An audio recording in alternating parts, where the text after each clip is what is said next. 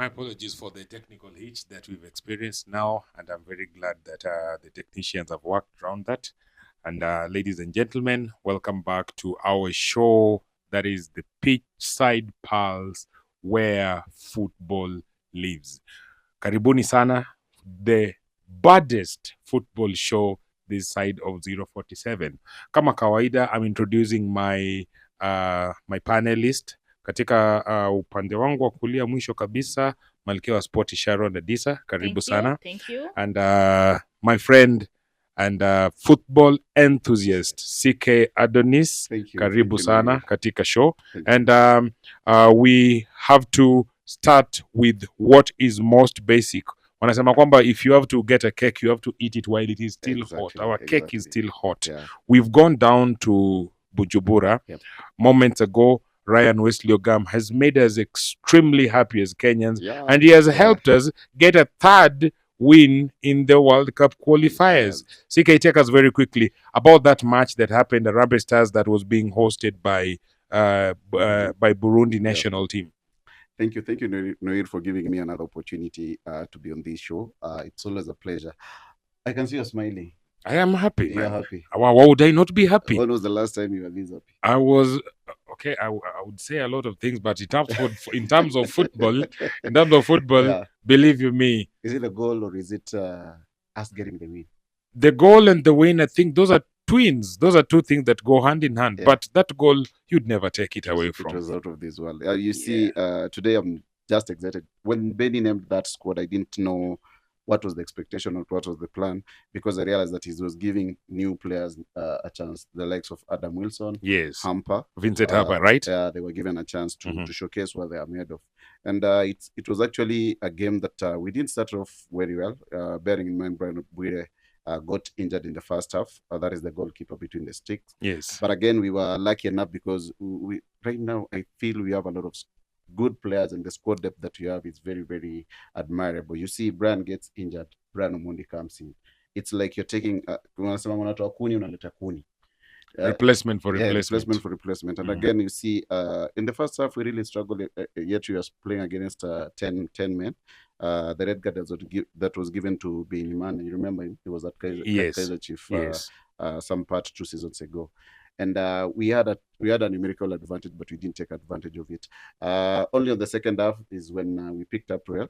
And I want to commend Michael Olunga for a very good assist. You know, there was a lot of noise when the squad was being named. Right. Why is he starting ahead of Ryan Ogam? Right. But I feel it's high time the two started playing together, because you can see the cohesion and coexistence. And I want you to hold on to that thought, Mr. CK, kwa sababu kuna something that I would want to ask you about that. What is it called? That partnership. Not the partnership per se, but what is it that Benny had to try and do? Because you're talking about Ryan Ogam sitting on the bench, but also we're also talking about one of the most consistent players who was on the bench in the name of Alpha Chris Onyango. And then I want you to talk about that particular thing, but give Sharon to give us her introduction and a very quick overview. So nikikuja kwako CK, utakuwa unaniambia what was the tactical approach that Benny McCarthy had for the match, and then which players did he have who stood out, because you've already started breaking it down. Najua ile enthusiasm kizungu imekataa yenye uko nayo, but then again I think I want you to hold on to that thought, alafu Sharon nakuja niambie what is your very quick overview of that particular match, and just a quick one, your thoughts on Benny McCarthy. We have another match, Cote d'Ivoire next, away, and this is our third win. Isn't it very exciting? Thank you so much. You know, we always say that our football is the second sweetest thing in the world, as always, you know, and we saw it today. You know, the happiness ambayo ilikuwa Kenya, everybody was there waiting for the match from 4 p.m. Kenya playing kule Bujumbura, right? Yes. And nikiangalia kwanza, when I saw the squad, I was, let me say, you know, McCarthy has his own ways and how he approaches each and everything. Right. He has akona historia nzuri in terms of football. So when I saw someone like Alphonse akiwa yuko bench na nikaona Austin ameanza on another side, it is something which is so much great. Ukiona amepanga kikosi kama kile, he has a reason for each and everything. And when I look at someone like Michael Olunga, he's an international player, meaning he has it's experience. Probably the most experienced player in that squad. Exactly. Right. And he's trying so much. The players can try to bond and learn so many things about the international football. The match was so amazing. We saw the first half. Our opponents, they had a red card, right? And our goalkeeper, quick recovery to him. He had an injury, and during the second half, there was so much pressure. Anytime kuna team ambayo iko na 10 players, kuna kuwaga na pressure ingine kali sana, right? But at least when Ogam came in, the goal was so amazing, and I want to say that I'm so happy. Personally, I'm so happy. I'm so happy about that thing. Thank you very much, Sharon. I just want to read the squad very quickly for you, CK. Pale on the substitutes, we started with Farouk Shikal on the bench. Kulikuwa na Brian Omondi, kulikuwa na Alphonse Omija, kulikuwa na Michael Kibwage, kuna Sakari, Timothy Ouma, Ben Stanley, Mavo alikuwa pale kwa bench, Job Ochieng, Boniface Mushiri, Ryan Ogam, Lawrence Okoth. Lawrence Okoth and kuna nickname ya Olunga. Olunga Jimmy. Those are the players that we had on the bench, but now the starting 11, Mr. McCarthy aliamua kuanza na Brian Bwire, number 18 wetu. Shichenja alikuwa pale, alafu kuna Sylvester Owino, kuna Roni Onyango, kuna Manzur Suleiman. Nataka utaniambia kitu moja kwa about Manzur Suleiman, naona unawashwa. Kuna Austin, kuna Juka Buya, jamaa wa Yanga, kuna Lenkupae, alafu kuna Michael Olunga, alafu kuna newbies Adam Wilson na Vincent Harper. Ulikuwa na think McCarthy alikuwa na nini alikuwa anataka kupanga kwa hii squad? Did he have it in mind that this was just we're just playing a match to probably kupandisha FIFA ranking, ama tuko nacheza hii match because we had to, even if we won this particular match, we still not going to qualify for the, so he was going to try the new players he had, or try a different formation, kwa sababu Sharon amesema aje that McCarthy hawezi mpredict. Leo atacheza hivi, kesho atacheza hivi. We saw it during Chan. He is the most unpredictable person. Tell us, what is the breakdown of this tactical approach in the match? I don't think it goes down to tactics. What I think Benny is doing right now is already looking at the future. Benny is looking at 2027. We are still looking at the qualifiers, but Benny has already accepted that it's gone. It's a gone match. So what do you do as a gaffer? You look at your squad, you look at the kind of players that you see. That's why you see, of all the players that played today, he was giving an opportunity to those guys that have come in the other day. Wilson, Adam Wilson, at the same time Hamper. Also, he's looking at it this way. We can't be relying on Brian Bwire every now and then. Brian Omondi. What happens when he's not there? True. What happens maybe in case he's suspended? We need to have another option that can come in and step in. We've seen Farouk Shikalo doing during Chan. So it was the time for Brian Bwire to do it. And if you remember very well, if you were to compare, you can see even with the England squad currently, a lot of people asking why is Jude Bellingham left out. It's still the same thing with what Benny McCarthy is doing right now. It's the time for us to try new players, to try what we have. Let's see what they are bringing on. Because he has a long-term plan. It's a long-term plan. It's not about right now. He has seen all these other players playing, the likes of Alpha, and you remember. So he knows their abilities. He's trying to look for what if Alpha misses. Exactly. What if Alpha misses out? What if I try out? Because a player like Manzur Okwara is a utility player. You give him right center back, the left center back, he'll give you that performance. You'll give him to play at the left back, he'll do the same. Give him in the middle, he'll do the same. So what all he's trying to do right now with the squad is just juggling around, trying to see which player fits where, and giving each player an opportunity to showcase themselves and to express their potential.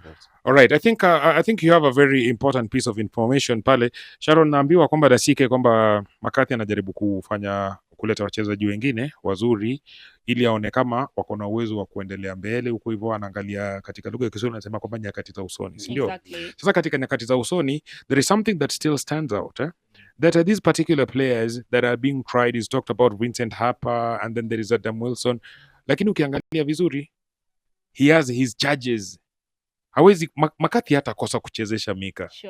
McCarthy hata kosa kuchezesha. I think mimi nitamuita his son Manzur Okwaro. Wapi utampata. Na story ya Manzur Okwaro utanijibu. Manzur Okwaro sike nikirudi kwako nikimalizana na Sharon, you'll tell me why is it that Manzur Okwaro prefers to play for McCarthy, lakini akienda na boys ataka bench, hata kwa saba utampata. Lakini the first assignment ya national team Manzuro Kwaro is up and running. That is the same thing that I want you to try and explain to me, the same way you'll try and explain to me why Daniel Sakari, pale Police, is not a star. I think the last match alicheza kweli. I think he was on the bench or something. But leo, unaona ni kama the coach trusts him so much. And Ben Stanley. Sharon, you tell me something. Kwa hii squad yote yenye nani amejaribu ku break down, Siki amejaribu ku break down, there must have been one or two standout players, whether starting or whether coming on the bench. Just give us who was the standout player, because of course in as much as tutakuwa tunacheza about being a teamwork and everything, kuna ile mwenye stand out, assist, leadership, goal, or just something, saves or something, please.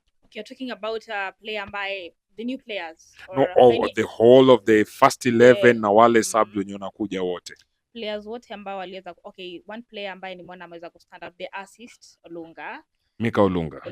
Yes. Olunga is a gem, despite the fact that people were trying to give out their own opinions during CHAN and right now why Ogama alikuwa benched. He's a gem, and I think Makati, he's someone who understands.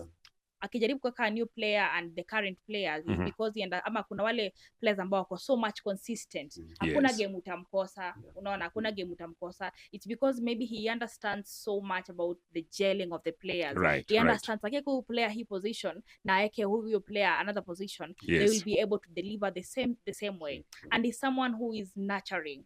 We have a lot of matches coming ahead of us. True. Harambee Stars have another match which will be played, this month.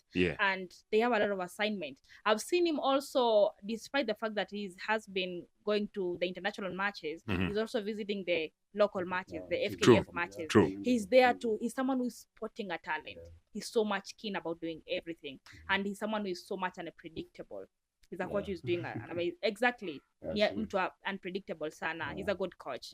So with the boys and Harambee Stars squad na the coach, upcoming future anajenga kikosi ambacho kitakuwa imara sana. Itakuwa inatisha sana. Mtu kama Ogam ukimwangalia, he has been known as a goal machine internationally. Na we still have more games coming and he's going to deliver. Speaking of more games coming, kuna jamaa wangu fulani hapa hivyo Bongo alikuwa anaambiwa, alikuwa ametishwa na Makati. Unakumbuka Makati akasema ati venye wanaongeaga, this is Tanzania, we need to have a friendly match with them. Naweza tamani hiyo siku ifike.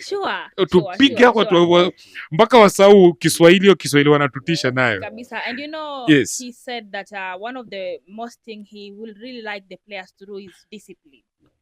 Alisema if you see hata kama we ni star na we ni player ni kwa kikosi and we don't have discipline, there's no utakwa kwa game. I don't know if you understand. I understand you very well, and I think it is because of that reason that we try to look at the expense of leadership. Kwa sababu leadership, umesema something about mixing the young players and all the players, more experienced, mature players. That is the same reason why na feel that ana retain Mika. Na Mika kutakuwa na transition kidogo apatie Ryan Ogam. Ile siku yenye Ryan Ogam atashika tu moto hivi, then Mika atasema take over. Because that is what transition is all about. Kuna kijana anaitwa pale Emmanuel. Ni kama kusema baba na mwanafunzi na mwalimu. Unasema unaongea kuhusu Lawrence Okot.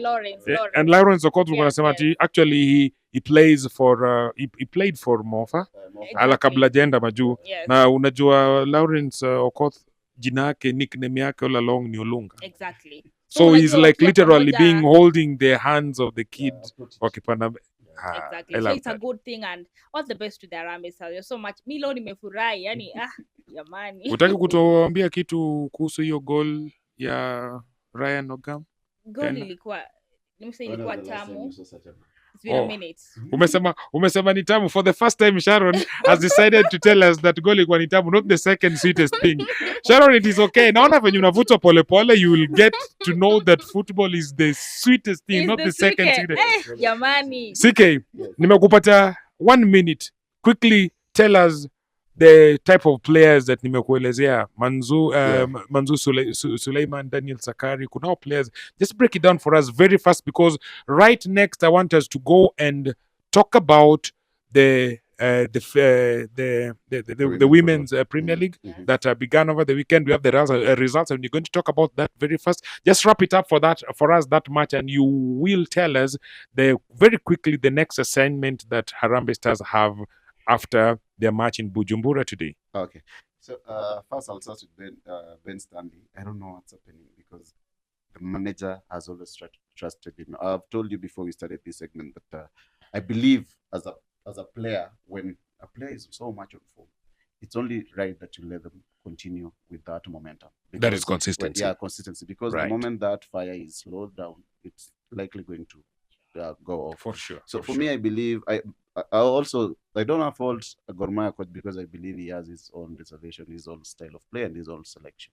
So maybe the Ben Stanley, and to him, they have not coordinated that much, and he's not picking up well on the Gor Mahia side. But one thing I'm very sure is that Benny McCarthy will always call Ben Stanley. It's because maybe the boy understands the style of play of and the assignment that is being given by Benny McCarthy. True. And I'll also point out the same thing with Mansour Okwara with Nai Boys at the same time with the national team. You see, this is a player that hasn't started a match for Nai Boys, but when he comes back to the national team, he stamps his authority. You know, he will be given any chance or any minutes to play. And as you've already said, that yes, Benny has seen something in Mansour that a lot of people hadn't seen before. I watched Mansour since he was in KD high school. Right. And I used to see him as a left-footed center back, or rather a left back. I never saw Mansour playing as a CDM, but who saw that potential? It was Benny, and it's the same Benny that unlocked that potential. So there is something that Benny is seeing in Mansour that maybe the rest of us are not seeing. And about Daniel Sakari, I don't know if I'll say it's because of the competition that he's having in the national team. That's why he's not starting. But it could be another factor. Kulikuwa na story flani when you're talking about Daniel Sakari. There's something I read up on the issues that were coming up, of course, across Yota Miachan. There was a lot of media content that was going around, and I think one of the players in the Harambee Stars squad was being asked that Daniel Sakari, that who is the strongest player in the squad, wakakuja wakasema nini, and then when something caught my mind, and I think I'm trying to relate it to what you're saying, that who is the most intelligent player in the squad? Then I think one of the players, I'm not going to mention the name because I'm not very sure, akasema that the most intelligent player is Daniel Sakari. Alafu ni ile jamaa mwenye anajitumaga 100%. Do you think that could be a qualification for Benny McCarthy to have him in the squad consistently as much? 100%, absolutely. You know, every gaffer wants a player that will track back when you've lost the ball, will still go forward when you have the ball. Without possession, the same player is still hunting. Work rate. And if you combine work rate plus intelligence, any manager will pick that particular any day. And you've told you've also said that you mentioned about the match that is coming up. Yes, we are going to play against a very formidable side, a very strong side, the likes of Adingra, and we are going away to Abidjan in Cote d'Ivoire. This one is another. Now this is the test that you want, because now that we are saying that you're going to build up, we're building up and looking up to the future, and you want to compete in AFCON in 2027, then this is the match that you're supposed to be playing. It's high time we start playing against the big boys. It goes way back to what you talked about, that and also Sharon mentioned it, that tunaangalia zile siku za usoni. Exactly. Yeah, so that will be a very good match, and I just hope that with the influence of Benny McCarthy, we can continue having these particular matches, learning how to play those higher matches at the biggest stage. I don't know kama hiyo ni message ya FKF yenye unajaribu. FKF wanasema ati msiwachilie Benny McCarthy because ni kama Ora anataka kushikilia squad. Now I think we move very fast on to the FKF WPL yenye lumechezwa. Tuko match week 1. Sharon, I want you to take us through very fast a summary of the FKF match week 1. Tumeshapiga match ya kwanza, halafu table ishakuja of the 12 teams. Tunaona pale Vihiga Queens wametop pale, wakona they've played one match, won one match, and then they have 3 points, and then the goal difference is 3 points. Please run us through that, Sharon, on the FKF Women's Premier League. Okay, I will just give a brief. You know, when you talk about Vihiga Queens, we know who they are. Vihiga Queens wame lead Kenya in Sekafa, and since then in 2021 hakuna timu ya wanadada, right, ambayo imeweza kuwatoa since 2021. Hakuna wenye mkuja kuchukua what they have right now. They still have it, and they are ni team ambayo imeweza kuchukua so many league titles during the competition. Right now they are leading. You never know what it may end up looking like, the Women Premier League. But again, we have Police. I don't know how one of those ladies. They are playing amazingly. There is something that I want you to try and give me as we're talking about this. The table that we have the Vega Queens that is topping the table, and then we have the Trinity Starlets, Soccer Assassins. Alafu kuna Police hapo. Police wanasemaga wako tu hapo hivyo kwa periphery, ikitoka tu hivi wataeka tu indicator alafu basi. Police played one of the good teams that are already also coming up. I think it's not yet too early to wish any team out because they're just starting. Sure, Police walicheza na Kayole Stars. That's a very good side though. Yes. What are they improving, Police, or do you think rather they don't have any challenge anymore? Because Police dominate. The Police have dominated the team. I mean, they even dominated East Africa. Last time uliona they went and beat Simba Queens. That is a very good side. That's a cafe kumechezwa Ethiopia, sio? Yes. It was a very good side. And Police, Sharon, just tell me what do you expect of this particular league, and with special focus on Police and any other team that you probably predict is going to give us a good show for this particular FKF WPL? When it comes to the Women Premier League, first of all, there will be a lot of competition because, it's too early to predict, but competition itakuwa so tough. So any women team that is coming up, they must be so much ready for competition. Ukikaa pale juu kilegea unatolewa. You see, we have the Police, and I think it's because of the nurturing, the kind of players they have, and also the signings. Right. Team inafanya signings. Na unafanya signings ya players ambao wako na historia nzuri. Exactly. And when the players come, wacha nikwambie, kama watch game yoyote ya mademu wana deliver sana. It's when we give them attention kidogo, those ladies deliver a lot. The squad depth, the attacking, the midfield, the defending, it's just so amazing. And when I talk about the Women Premier League 2025-2026, it's going to be amazing. Yes, it's going to be amazing. We have Viga Queens pale, don't forget. And Viga Queens, when they come, they mean business. They will cook you 3 and they go home. Sharon, kuna swali moja. Hii Viga Queens, mbona unaweka emotions mingi hivyo? Kuna kitu unataka kutuambia? Anyway, I think that's beautiful. I think that's beautiful. Yes. Thank you very much, Sharon, for taking us through that.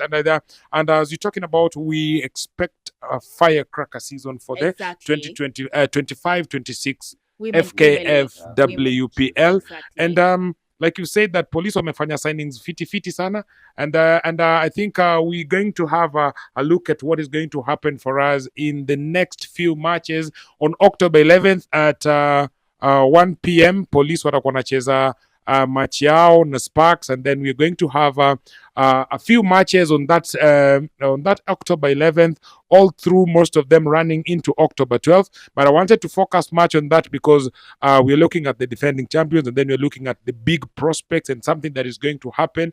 And most of these matches, we expect the fans to come back to the stadium, and like you've said, that madem unawa support kidogo, our disappoint. Sure. And that is what has led the football to rise for the ladies and even the young ones, because unakumbuka ile show yetu ya last time, we talked about under 20. Yes. Everybody was super excited about that. All right, thank you very much, Sharon, for giving us that walkthrough into the women's Premier League. And CK, do you have an exciting or an interesting approach, take on the Premier League? Because Zitek walipiga Kisped Queens 2-1, Kayole Starlets walikulwa 2-1 na Police Bullets. Kibera Women, remember Kibera Women ametoka retirement akaenda Kibera Women, so true. It's not a pushover still again. True, so. And then walidraw na Ulinzi Starlets, and then Trinity Starlets walipiga Kisumu All Starlets 4-2. A quick one on that before we now move to the SportPesa League. For the Kenyan Women Premier League, I just want to urge fans to start coming up to the stadium and start supporting the girls. And also maybe a challenge to the federation now that we are having stadiums that are already prepared. it's high time the girls also given a chance to play in these particular stadiums. Maybe that could be, if this match could be played as a double header, maybe senior team, the men's team is playing in the afternoon, maybe at 2. Let's have the girls also play early so that we can be having them on the stadium. It can help in building back and bringing back the fans to the stadium. Another thing is, for me this season, I'll be watching Viga Bull. Hii Viga Queens, maana mnanisumbua hapa. Hii Viga Queens, mimi nataka kujua, producer nisaidie na hiyo Viga Queens, niangalie wanacheza na Kibra Soka. Timu yangu ya mtaani, so Viga Queens versus Kibra Soka, that is the match to watch. In fact, we'll be putting our focus next for the weekend. We're going to put that focus next Thursday. Tuone hii Viga Queens itacheza na Kibra Women Soccer. Tuone itakuwa wapi. Bearing in mind that Asia Kide is coming in with experience, is coming in with everything, and also Viga Queens won over the weekend. And that is exactly why I'm focusing on that, and we look forward to having a very big match on that. And I'm very sure, shout out to a journalist friend of mine who's also a fan of Kibra Soka, Zako Guda, atanisaidia hawa watu wa Viga mtashangaa next Thursday. CK, very fast before you give it to Sharon, we have the FKF SportPesa League, where the highest number of matches that have been played are 3, and at the top of the table is Poster Rangers, who have won 2 matches and drawn 1. They have 7 points. Down at the bottom of the table is Epibomet, who have lost 2 matches, and Epibomet is next weekend are going away to Gor Mahia. A quick overview of the matches that were played last on match week 3, and probably any highlight that you have before we give Sharon to give us ideas. Meanwhile, as you have that in mind, remember the FKF SportPesa League. Sofapaka played their match and lost to Kakamega Homeboys, and Rangers had a draw with the FC Leopards. Bandari went away and beat nataka kukupatia kwa sababu nakumbuka hapa tukiongea mambo ya Bandari, and you are very excited talking about Bandari having there's always some feel good factor. APS Bomet wali lose to Police, and then Gor Mahia beat KCB Mathare United, the Slum Derby. You remember talking about that? Ulichukua side gani Mathare? I'd picked Mathare. I'm very sorry. Kariobangi Sharks walipiga Tusker, walipata point moja against Shabana, and then there was a match against Ulinzi versus Mara Sugar, where Mara Sugar David Ulinzi at home at Ulinzi Complex. Alafu Bidco wakaenda pale and caused an upset against Naibo 1-0. Evo pole jo. Aya, a quick overview on that. It was you last week when you were in this segment, you were crying that we need our players to give us goals. Do you know how many goals we had on that particular match? We had a total of 18 goals. 18 goals. That is now the thing that you're talking about. So they're stepping up. Yeah, we saw a 2-2 scoreline. That was FC Leopard playing against Poster Rangers. And Kelly Madada, big up man. Kelly Madada scored a goal. There's a lot of beautiful goals being scored this season. That was a beautiful goal. Damn it, then placed it where it's supposed to be placed. If it was a basketball, I would say it is a 3-point. And that was a beautiful goal. That's a lovely one. Yeah, and also Pamzo is continuing to prove that he's the man to beat this. Unajua kile nilikuja nikagundua nikipiga udaku zangu hapo chini ya maji, nilikuja nikagundua hiyo Poster Rangers timu yote karibu nusu washachukua league. Exactly. Malobas amechukua league. Musa Mohamed amechukua league. Na hiyo timu ya Pamzo, I think if you compare want to compare the most experienced teams in the league saizi, even champions Police or runners up Gor Mahia wafiki hiyo team ya Poster Rangers. They have a lot of experience. Grinding results, man. They have a lot of experienced players, and it, as a gaffer, you need that. It makes your work easy because these people have the know. So all you do is just give them tactics, and you see the dress room talks. It's them coming up with solution. Even before the gaffer stands up, they'll tell you, "Hey, Noir, unatuangusha. You're letting us down. You're supposed to do this and this." Remember, in that particular match, they came from behind. Yes, and they equalized nearly in the dying seconds, and they had a 2-2 draw. And that just goes on to tell you the expertise of Pamzo. Also, Pamzo is a Premier League winner, remember, with Tusker. So it tells you that that dressing room has a lot of leaders and a lot of leaders. And it's a team to watch this season. I didn't even take time to consider them as a team to watch this season. But right now, they're sitting on the top of the table. 3 matches unbeaten. Watch out for Pamzo this season. Naambiwa pale that match was a beautiful match, and no letters were lost. Yeah. No pray was. I mean, mnyama. Hakuna mtu mwenye alitumwa poster. I don't know. There was no letters that were lost, and there's no pray that was caught. Exactly. But I'm worried for Chingwe, man. I don't know what's happening. Ingwe have 2 points right now as we speak, and the fans are growing impatient. Remember also in the ODM that ngoja. Umesema FC Leopards fans ukaweka na the word impatient in the same sentence. I always think that those people are the most patient because with all due respect to AFC Leopards, I think AFC Leopards have been the most impatient. Exactly. I mean have been the most patient because these people will want to tell you to give the coach tupatie matches tuone venye wanakuwa before we come up. I mean, and talking about patient, no, yes, they've been the most impatient, the most patient fans. Yes, in the yes. 1998, 2005. They've not won a tournament. They've not won a trophy, a KPL trophy. So when we talk about patience, they are the most patient fans. But I think this season they were so much excited because here was a legend who's coming to take the helm, to steer the ship, and their belief was that now Ambani is the man to take them to the next level. But the change in the administration of the club, everything. I want to credit also Ambani. He's doing a lot of things to make sure that the team is on the float. But I don't know, sijui tuchinje mbuzi ama tutachinja mbuzi lakini kitu nataka Sharon achinje ni achinje the analysis of any of the matches that were played on match day 3, and then what was that match nilikwambia hiyo match ya Bandari. Bandari walienda kucheza Baraki. Walikuwa Baraki. Walicheza na Murang'a Seals. Na Murang'a Seals waliokota sio moja, sio mbili, sio tatu.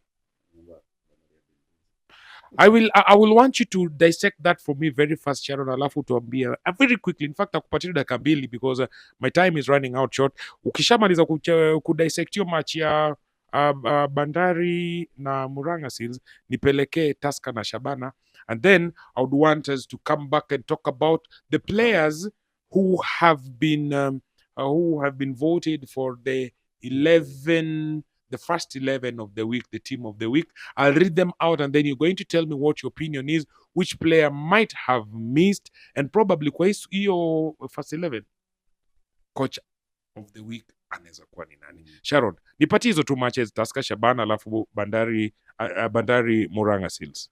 Tuanze na Bandari Murang'a Seals. Whichever way you want to go. It's all yours. The big one, people were cooked. 3-1. Okay, the match was big. Unajua anytime watu wanaenda away, you must expect a lot. Murang'a ndio aliscore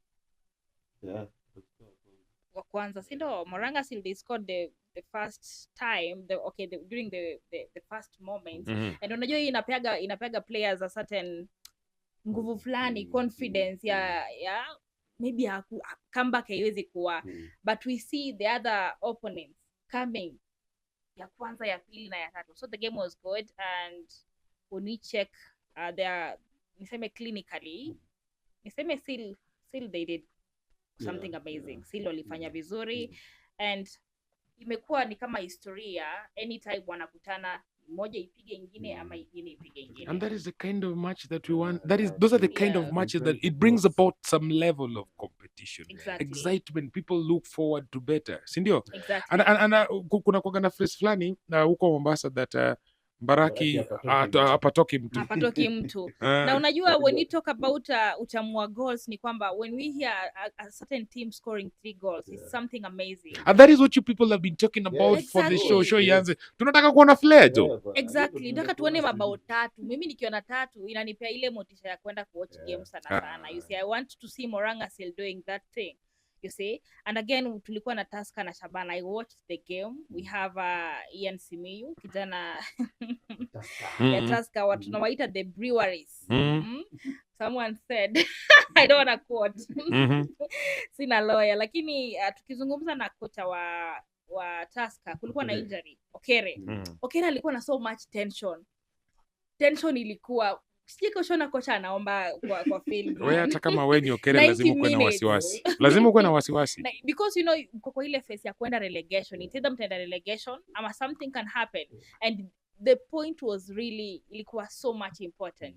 And again tuliona Shabana ya asali na maziwa kama venye wanaita. We saw that the fans were there. Kama kuna fans ambao wanapaswa kupewa maua yao, by the way, Shabana. Fans wa Shabana, kwa sababu hakuja kuwa na any conflict kama wale ambao tumeweza kuwazoea. Nimeona producer akiniangalia. Sharon akona fitina leo. You see? Anakutafuta maneno. Unajua fans wa Shabana, by the way, tuwape maua yao. Wameenda field and they have been calm, celebrating, doing their thing, wanatembea pamoja, doing things, vitu ambavyo ni amazing. That is true. You know, and that is the kind of football that we want to watch. Si tumesikia teargas imerushwa Kasarani bana. Vitu kama hizo zijakuwa. So shout out to them and the Shabana boys. The game was so amazing. Game ilikuwa nzuri. Niseme Shabana tunawaonea 21 na pia Tusker, it's Okere alisema anapatiwa vijana wake time. After international break there is a lot. But then again there is always this aspect that always coaches talk about as you have to give your players time. But I have a little take on this, that we have a full season, and that full season, it always takes for preparation. Yes. CK talked about it, and the other day, last show, when he gave an excuse, allow me to say so, of coach, of the Gor Mahia coach, saying that he had not had the players gel and everything. You have the time to learn these players.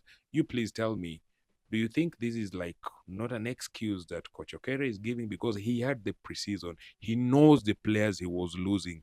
Tusker still stays there. And you really have to plan around this because you have to know that you are going to get a challenge that is ahead of that. Please tell me that this is not an excuse for the coach not to get fired and take responsibility for the wrong results. I mean, you are the one who is in charge.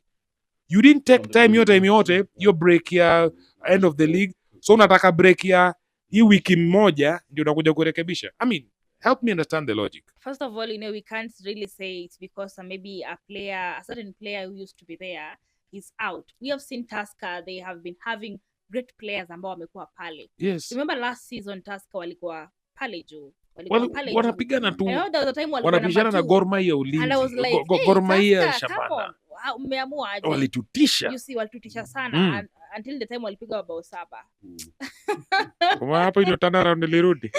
You see? And so it can't be an excuse in one way or the other, but there's some of the things that they're so much unavoidable. The season is still fresh, and after the international break, the next game that Tusker watakuwa nayo, we expect that coach Okere atakuwa ametupatia a win and a positive comeback about nakuuliza aje, I don't know which team that is, but umesema Tusker lazima win match yote, hata wakicheza whichever team they play, they must win. It's not really a must, but they have to deliver. Or they have to deliver for the sake of the fans and for the sake of the fans' sanity, for the sake of his job, for the sake of everything. Exactly. Jojo Okere lazima win match yako. We saw Ian Simiyu scoring his first goal of the season. Okere alikuwa happy sana, you see, and he was overjoyed. He was overjoyed. Nikwambia aliomba 90 minutes, man. So it's a call after the international break. Tusker, we expect that you're going to deliver and we wish you all the very best. We wish Tusker all the very best, Coach Okere. Bado tunakunidi kwa league. Your expertise is very necessary for us on the league and we hope for the best. CK, I want to give you some statistics here.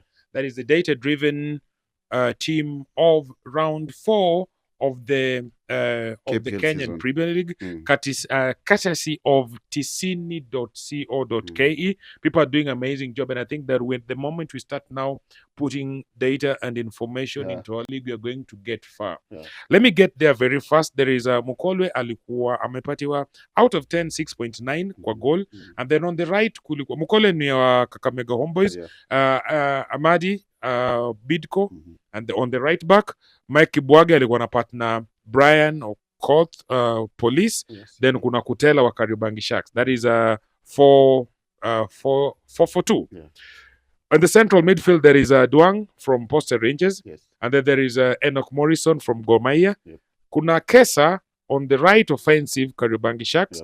Kuna Mara Sugar, mependa huyu kijana sana Omondi kwa sababu aliangusha Mendy iliangusha kabati. From Mara to and then you take 3 points. And then Lopaga wa Homeboys, alafu namaliza na jamaa wa Sharon huko Bandari alifanya mambo. I think is the highest rated player in Bandari here currently. Gamchia, who is on the left offensive. Wait, no, he's a highly rated ahead of what? I mean, from this data driven that we are provided with for the match week 4 by tisini.co.ke. What is your take on that? I wouldn't really change much. There's actually a good squad, and if you look at all these players during the match week 4, these are players that actually delivered on that particular time. Right. Maybe I don't know, but I will just find a place to put in Ebenezer. Remember, he gave out a very good assist. That was very selfless. And I don't remember the last. Can I compare him to who? You remember compare na wewe? You remember? You remember Ozil, the type of assist that Mesut Ozil used to give. Selfless. If he was to be selfish, I bet he wouldn't have scored. But you see how he laid down that particular pass, and he celebrated as if he had scored the goal himself. And even the coach called him out and said that was a very selfless pass, and because of him, he gave him his flowers. So I don't know if I'll squeeze a place for him, and maybe just check out Kutela.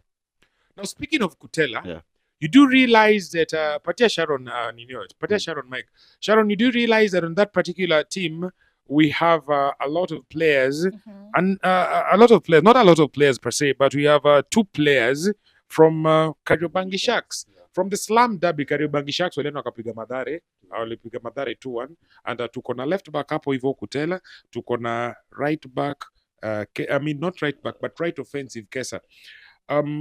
Most important thing ni kwa hii squad yote tisini.co.ke wametuambia the coach of the week ni William Luya. William Luya ni coach wa Kariobangi Sharks. Is that what you go by, or probably you have a different opinion? Nataka kuleta ile coach wenu wa Bandari mwenye ulikuwa na sifia huu wakati mwingine. Baraza. I think what do you think? Nitaenda na wa Sharks because of so many things. You're right.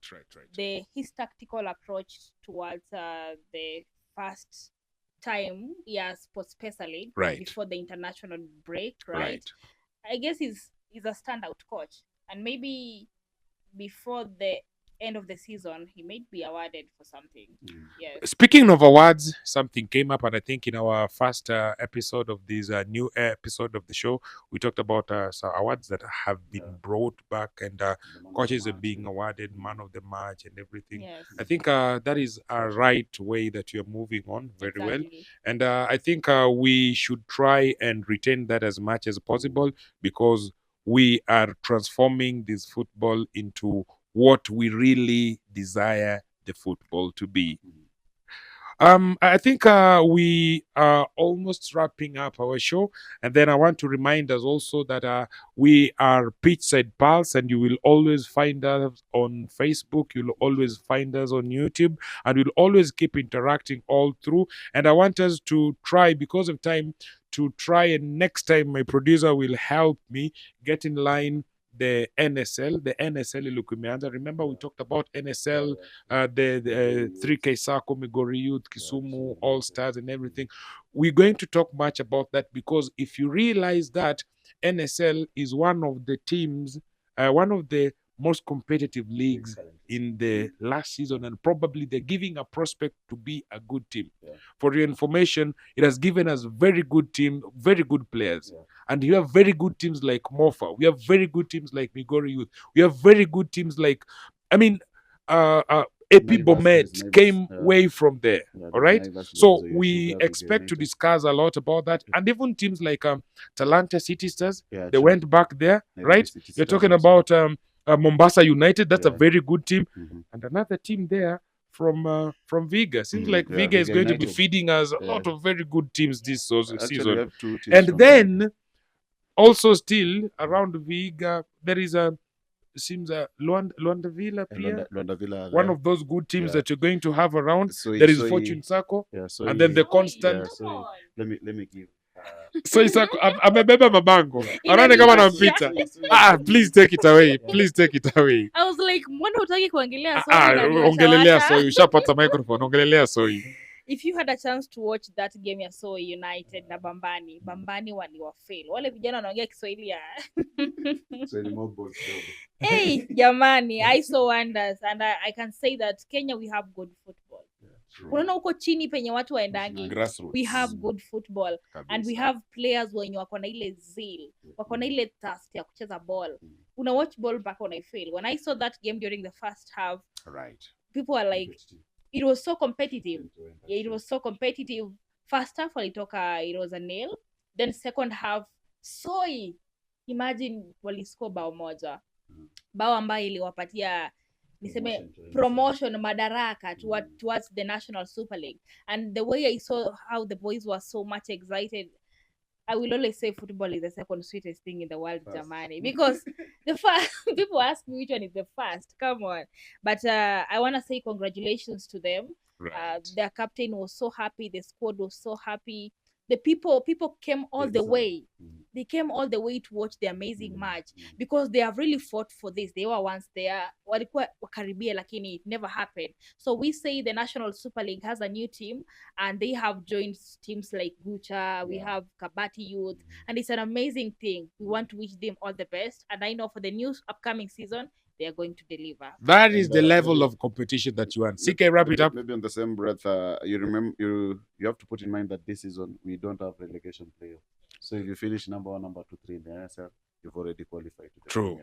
So I know a lot of teams will be putting in effort, knowing that when the season comes to a close, it's a wrap, and they've got a chance to be promoted to the top flight football. You can be so sure that PITCHSIDEPULSE is going to bring to you the grassroots football, the NSL, probably Division 2, and we're going to give you the results all the way to the top tier.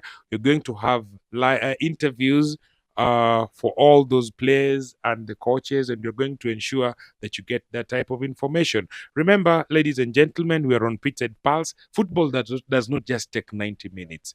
We're talking about football that was played long time back. We're discussing that is the real passion of football. But you know what? We have PITCHSIDEPULSE, and we're going to give you everything. We're going to have an analysis, and we're going to have discussion like this.